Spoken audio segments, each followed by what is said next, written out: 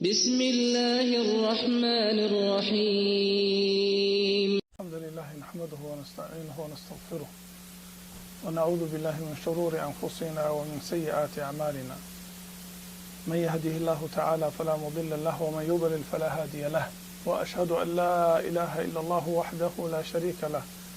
وأشهد أن محمدا عبده ورسوله. اللهم صل على محمد وعلى آله وصحبه ومن اهتدى بهديه وتمسك بسنته إلى يوم الدين. أما بعد، waxaan rabaa insha allahu tacaala inaan kelimad yar ka dhaho arrin muhiim ah oo shareecada islaamka ka mid ah oo cibaadaadka ka mid ah oo qofka muslimka ah naftiisa iyo reerkiisa iyo gurigiisa iyo caruurtiisaba maslaxad u ah, oo qofka muslimka ah daawo u ah, oo qofka muslimka ah ajir u ah. waxay fursad u tahay kelimadan qof kasta oo muslima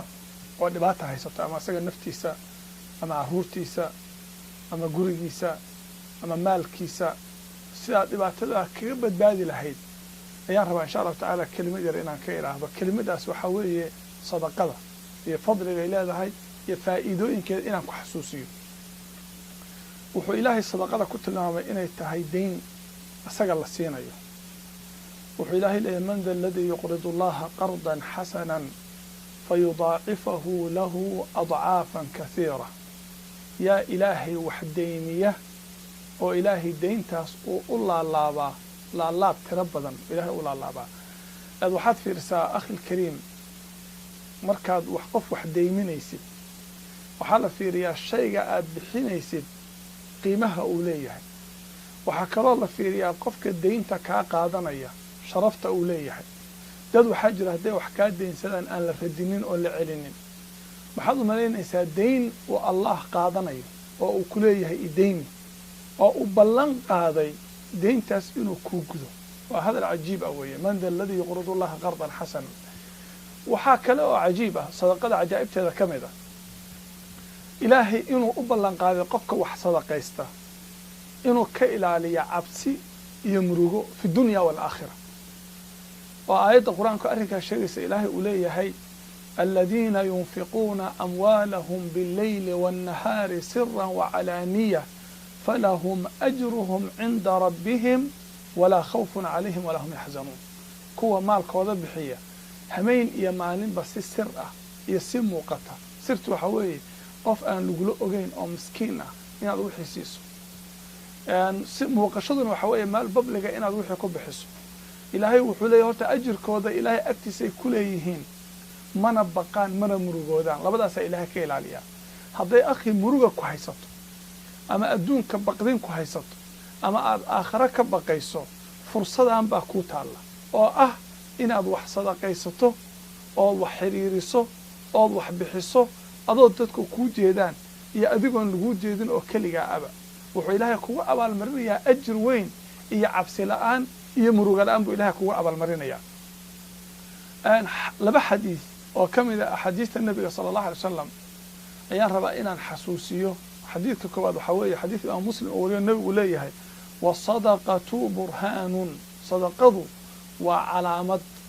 waxay calaamad u tahay qofka wax bixinaya iimaankiisa. dadka qaar badan baa waxay la yaabaan qof intuu soo shaqaystay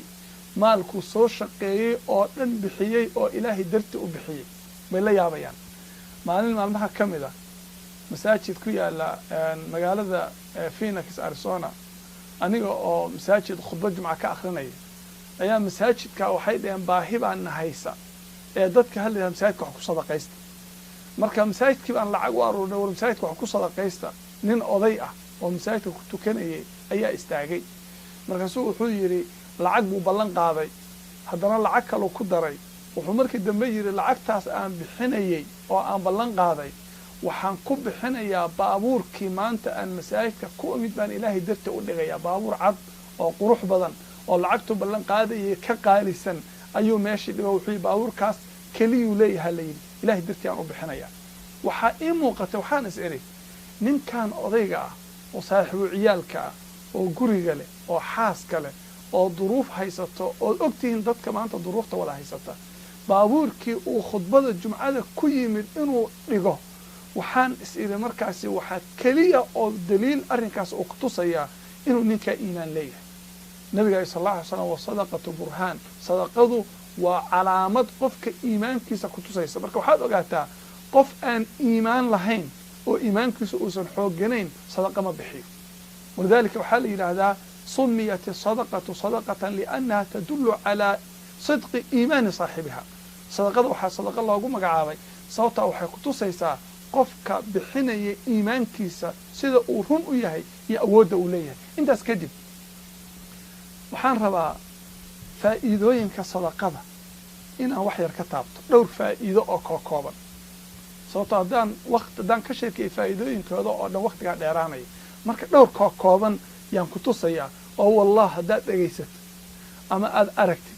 ama aad tajrubaysid aad sadaqada jeclaanayso arrinka koowaad waxaa weeye waxaa ka mida faa'iidooyinka cajiibka ah ee sadaqadu leedahay inay asadaqatu xallun lilkhilaafaat azawjiya waalusriya khilaafaadka qoyska iyo usrada ama reerka dhexdiisa ka dhacda ayay sadaqadu xal u tahay xalkaasi ama ha ahaado adiga iyo xaaskaaga mid idinka dhexaysa ama haddaad gabar tahay adiga ninkaaga mid idinka dhexaysa ama adiga carruurtaada ama adiga dariskaaga ama adiga iyo saaxiibada yaa yiri nabiga sal allahu alay slam xadiid imaam albukhaari uu wariyey ayuu xudayfa wuxuu leeyahay maalin baan waxaan ag fadhiyay cumar radia allahu canhu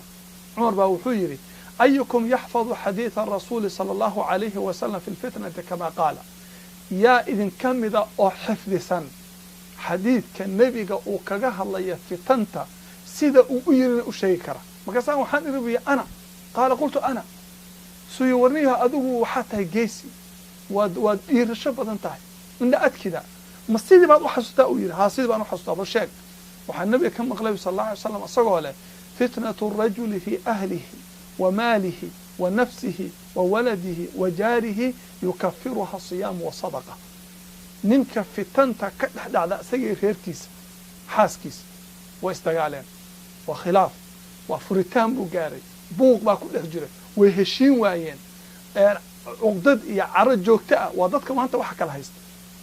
wuxuu nabigu leh sal allahu alay wasalam waxaa dhaqda oo dhaafta soomka iyo sadaqada wa nafsihi wa maalihi iyo maalkiisa maalkii baa fitna kaa haysataa dukaankii baa kala socon la shaqadii baa kala socon la maalkii baa burburaya dhib baa kaa haysta wax ma seefgaraysid mushkilaa ku haysata maalla nabigu wuxuu leh sal allahu alay wasalam sadaqadaa dhaqda sadaqadaa mushkiladaas oo dhan baabi'isa wa nafsihi iyo naftiisa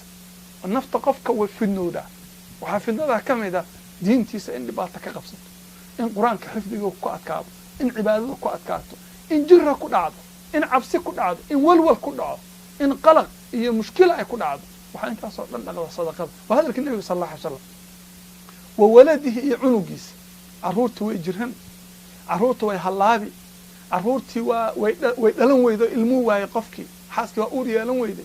wuxuu nabigu leeyahy sala allahu alay wasalam waxaa dhaqda mushkilada carruurtana waxaa daawo u ah sadaqada iyo wajaarihi dariska iyo adiga mushkilada idin ka dhexaysa waa isdagaasheen waa iskhilaafteen buuq baa idin dhex maray waxaasoo dhan nabigu wuxuu leeyahy sala allahu alay wasalam sadaqadaa daawo u ah waxaa cajiib ah qof muslim ah oo daawadii u jeeda weliba nebigu uu baray sala allahu alay wasalam oo garab maraya akhi ma ku haystaa dhibaato adiga reerkaaga ah hooyada muslimka ah dhibaata carruurta makaa haysataa aabbaha muslimka ah xaaskaaga dhibaata makaa haysataa shaqaalaha muslimka ah ganacsadaha maalkaaga dhibaata makaa haysataa waxaasoo dhan waxaa dhaqda sadaqada dhibkaasoo dhan baabi'isa waa nebiga hadalka sala allahu alay wasalam masalada labaad sadaqada aan bixinayno waxay ziyaadisaa maalka inagu waxaan u malinaa maalka inay nusqaamiso oo yarayso laakiin xaqiiqa ahaan maalkay badisaa waxaana daliil u ah nebiga hadalkiisa sala allahu alay slam nebigu wuxuu leeyahay maa min yawmin yusbixu fiihi alcibaad maalin ma jirto addoommadu waagu u baryo ay waa bariistaan ilaa waa malakaani yanzilaan laba malag baa soo dega laba malag baa adduunka yimaada mid ka midu wuxuu leeyahay allaahuma acti munfiqan khalafa ilaahayo qofkii wax bixiyey wax sii mid kalena wuxuu leeyahay allaahuma acti mumsikan talafa ilaahayo qofkii wax aan wax bixinin ka qaad wayaab wey waa cajiib ilaahu qofkii wax bixiye wax sii malaa'igta ducadeeduna waa mustajaabo wey marka haddaad rabtid maalku inuu kuu bato sadaqadu ma nusqaamiso shilin ma nusqaamiso bal akoonkaaga wuu ziyaadi maalku wuu badan bal u fiirsada dadka sadaqada badan maalkooda fiiriya dad waxaa naqanaa walaalo ah oo wallah ma arkaan meel sadaqa laga aruurinayo ilaa qaybta ugu badan bay bixiyaan maalin walbana maalkooda wuu sii ziyaadaa waxaa tusaale u ah cabdiraxmaan ibnu cawf iyo talxata ibnu cubaydillah iyo saxaabadii nebiga ugu taajirsanaa saxaabadii nebiga ayaa ugu sadaqa badnaa waxaa ka mid ah fadliga sadaqada faa'iidooyinkeeda annahaa tukafiru dunuub dembiyaday dhaqdaa waa dembowda qof kasta waa khataa uu dembi badan yahay bini aadamka dhan sadaqadaa dhaqda ilaahay baa yidhi in tubduu sadaqaati fa nicimmaa hi wain tukfuuha watu'tuuha alfuqaraa fahuwa khayru lakum wayukafiru cankum min sayi'aatikum haddaad sadaqada bixisaan oo fuqarada siisaan ilahay wuxuu ka sheekeeyey fadligeeda waxaa ka mid ah dembigiinuu ilaahay ku dhaqayaa waxaa nabigu leh sal alla alay slam xadiidkii imaam tirmidi wariyey wasadaqatu tudfi'u alkhati'ata kamaa yudfi'u almaa'u annaar sadaqadu waxay u tirtirtaa dembiga iyo gefka oo u demisaa sida biyuhu dabka u demiyaan bal dab intaad shidid waxaad ku shubtaa biyo uu demayaa dembiga karaya oo qofka gubaya fiiri dembiga waxaa lagu miisaalay dab uu ku gubaya qofkuu karkaraya qofka macsiyada sameeya wuu gubanaya sadaquu bixiyey ilaahay baa ku deminaya waxaa ka mid ah fadliga sadaqada asadaqatu qofka kasta oo muslima oo wax sadaqaystay maalinta qiyaamada markay dadku ilaahay hor istaagaan oo ciriiri ay ku jiraan oo cabsi ay ku jiraan oo ay ku jiraan kulayl oo qoraxdii lasoo dhoweeyey oo dhididka dadkii oo dhulka qabsaday qof walba sadaqadiisa hooskeedu harsadaa waxaana daliil ah nebigu sal alla alay slam wuxuu yidhi almar'u kullu mri'in qof kaste oo muslin ah weeye oo mu'mina fii dilli sadaqati yowma alqiyaama sadaqadiisu maalinta qiyaamada hooskeedu harsadaa xataa yufsala bayna annaas ilaa dadka la kala xukumo nin abulkhayr la dhihi jiray oo dadka xadiidkaa wariye ka mida yaa la yaabay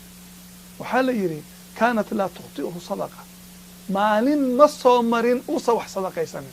hadduu wax kala waayo xabad basal ah buu sadaqaysan jiray xabad kackaca buu sadaqaysan jiray sadaqada ha liidin haddaad wax kasta weydo wax uun bixi ikhwaani sadaqada cajaa'ibteeda waxaa ka mid ah oo markaad maqashid aad naftaadu waxay damcaysaa wax kastood heshay inaad bixiso xaqiiqatan wayna mudan tahay qofka wuxuu sadaqaysto wax ka badan baa ilaahay ugu bedelaa $1 haddaad bixiso $10 baa ilaahay kugu bedelaa xaqiiqo wey waxaa daliil u ah caaisha radiallahu canha gabadha muslimkaah bal dhegayso waa umulmu'miniin waa qofka aad rabto iyadoo kale inaad noqoto oo jannada la gasho maalmaha ka mid ah iyadoo sooman oo gurigeeda ay yaalaan 2 xabo oo khubus ah waa 2 xabo oo canjeela ama jabaati ama rooti u taqaanaan ayaa miskiin baa guriga kusoo garaacay gabar khaadimadoo la joogtay bay tii albaabka uu fur waayo way furtay sayta waa miskiin sayta xabad si hal bay siisay xoogaa kadib baa qof kale oo miskiin u soo garaacay sayta waayo sayta waa miskiin kale sayta xabadka kale si sayta yaa umulmu'miniin maalin walba waxaad haysato dhan intaad bixiso yaa hadhowna waxaad weedaa waxaad ku afurto waxaad ku afuraysaa sayta adu iska daayay si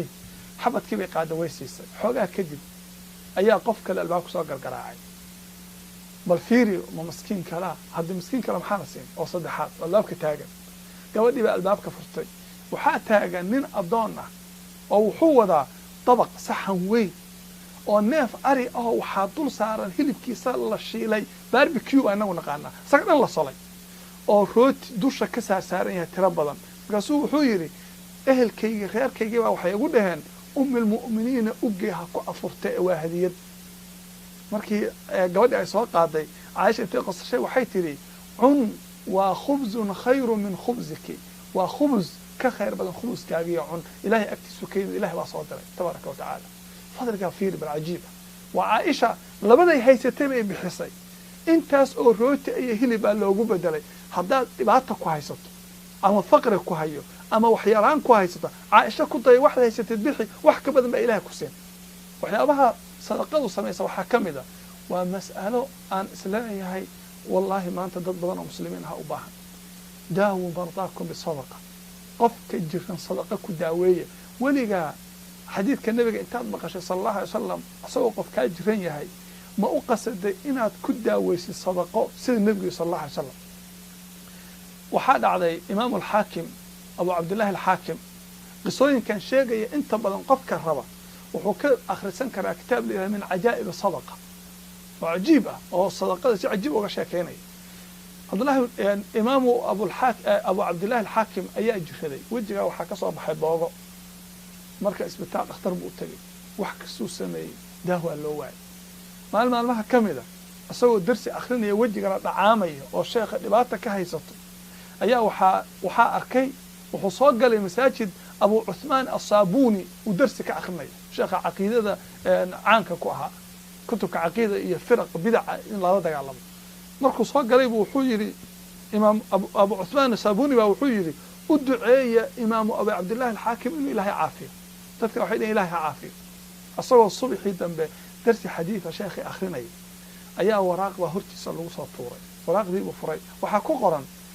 قبر بقى وحيد إلهي مسلمة حالي بقى وحنكو رياض النبي صلى الله عليه وسلم فيهم كو أركي عجيب مكاسو النبي وحيويري وحاد كتر هذا أبو عبد الله الحاكم وحاد كل هذا يوسع الماء للمسلمين مسلمين بيها صدقيست شيخ الدرس يجيبوا دمية مركو دمية أيوه كعي gurigiisa darbigiisa wuxuu ka qoday barkad intuu niman xamaaliyaal u yeelay biyo lagu shubay dariskii baa ka cabay wallahi todoba bari kadib boogihii way dhamaadeen way baabeen ajiib way maanta qofka muslimka waxa haysta kansar waxa haysta xanuun waxa haysta dhiikar waxa ku haya xanuun kasta diabetic sonkor baa ku haysa xanuun kasta ku haya xanuun ma ku haya حديث كالنبي انتهت آمن تداو مرضاكم بصدقة بالفيربا صدقة بحصو بيحي إلهي أسوأ الداوية بالأركي دونتا وين عادي مرة بدن بيد عادي قصوين حديث أبعد دعي وهذا وقت كان الجوجع وحانا عادي قصة عجيبة لو عنو يرير أو على عيارية أيام مد كم إذا إكتوا إيش وحاكا قلي قري وحبا كتشوي إيش وين عاميسا وحبا كجرة دخاتيرتي لوجي أو تنوي كبقين إيش ماشى مذوي دكتور كسو حلية أنا عجيب ما تهابن كرو وخطر إيشان هذا أنت عبت إيش هو بيله يا عنو هو يدو إسكو يدي ويد بعطوت عنو ما سيحن كرو إنه بيا كداية ما أنت دم وحي ما قشي النبي صلى الله عليه وسلم حديث سداو مرضاكم بصدقة من النبي جاير صلى الله عليه وسلم أنا كوائنا فيري صدقة بحس صدقة وين بيحس waxay tiri usbuucii dambe cunugii baan check up dhakhtar geeyay dhakhtar baa wuxuu igu yiri way tiri bal anaa ku nasiibsanayo cunugan baroobeynaya inaan qabo markuu wisiteynayay ayuu ishii saas u taataabtay wixii oo cadda furtuq ka soo yidho banaanka ku soo dhacay allahu akbar markaasuu dhakhtarkii wuxuu yiri wixii way soo baxeen gabadhii waxay qalbigeeda ku jirta daawo mardaakum bisadaqa nabiga sallallahu alayhi wasallam عجيب وي كفائدة أخي جرها كويسة دبها كويسة ملك لها آذن وعافمات نبي قلنا بري صلى الله عليه وسلم وعافمات عبادة كفائدة اسكتي سماء وتكو عافمات إن شاء الله تعالى هذا تكو عافمات ويدين حوغا إيمان كاغا هو سيئة انت إيمانك حوجسه أو آمنت الحديث كالنبي سماء وتكو داوه بيسا حقيقة وي أرنكاس أرنك له عجيبة وصدقات ولا ذا وحوية أرنكاسي صدقته waxay celisaa balaayooyinka iyo musiibooyinka maanta musiibooyin baa dhacaya badan arruurta musiiba ku dhici baabuur baa kula gadoomi jirka kugu dhici masaa'ib baa soo degi dukaan baa guban reer baa isfuri oo istagaali qof baa waxa ku dhacaya jir degdega musiibooyinka tirada badan ee dhacaya waxa ilaahay ku difaaca sadaqada waxyaaba yaab kale waxa kamida Muhammad ibn Wadah rahimahullah وأن علماء هراء مسلمين تعان كايد كاملة أيام معلمة ما كاملة أصدقوا درس حديث آخرين وفضية يا وحا أصل قالين أردي كسو حكوير عنو قاقيرا أيا وحا كنا عضي تاير بير الغفة لي بير تاير هذا وين أو لو جدو الغفة لي أيا كدو الله شيخ يقول فكري وأمس حوغا ويلك أرضي هاي كتابك أخرين وحويري ودرسي قسيوة ويلك درسي واسكوده الشيخ واسكا امس محمد قفد اللي يري المها يبقى بلايا كل عادي او كعين او نسبدلين او قيرونين او ان اوين او نحين كور درسي markii uu xogaa socday ayaa nin kala ordaya soo galay markaasuu wuxuu yidhi abshir bishaarayso maxamed ibnu wadaaxow wiilkaagii taayirkii waan ka kicinay waxba ma gaarin maradiisii unbuu la haray maradii unbaa ku dhegtay taayirkii xabad wiilkii ma gaarin ninkii sheekhiyaa wuxuu yidhi awalaan yaabayey awal ayaan yaabanaa saaka waxaan arkay buu yidhi wiilkaa yarka ah oo albaabka maskiin soo gargaraacay xabado khubus oo rooti ah siinaya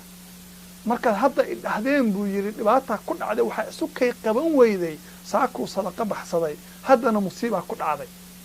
arrinka asalkuna wuxuu ahaa asadaqatu tadfacu lbalaaya sadaqadu balaayooyinkay celisaa marka wuxuu yidhi waa isu kay qaban weyday laakiin waan fahansanaa inaan wax ku dhacayno qofkaas iimaankaa fiir akhi haddaad sadaqa baxsato ood maanta wax sadaqaysato musiiba kuma dhacaysa dhibaata kuma taabanayso ma ku daraa qiso kale insha allahu tacaala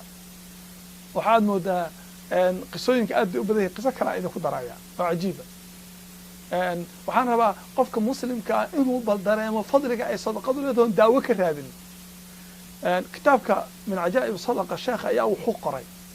wuxuu yahay anoo meel nin macallimiinta ka mid oon ku kalsoonah wuxuu ii sheegay buui anoo meel taagan baabuurta laga raaco ayaa wuxuu yihi waxaa ii yimid cunug yaroo ordaya oo miskiina markaasuu yaa cam adeerow waxaad isiisaa 10 riyaal 5 riyaal wax un isii aan khubus ku gato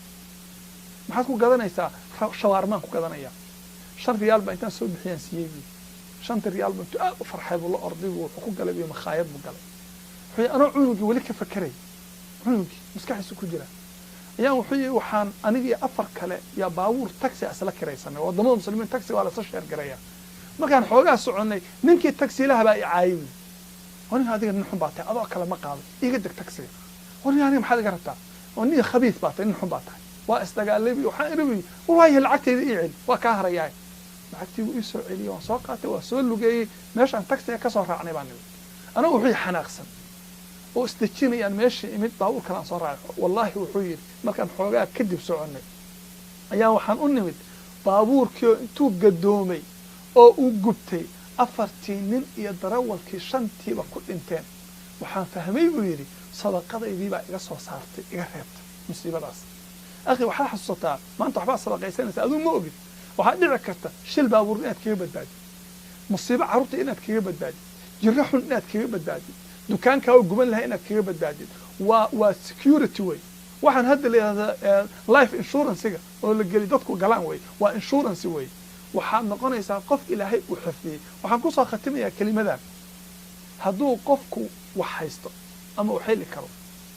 oo wixii uu ku bakhaylo ilaan sadaqada maalka ilaahay baa bixiya ilaahayna dadka uu gacantooda geliya wuu imtixaamaya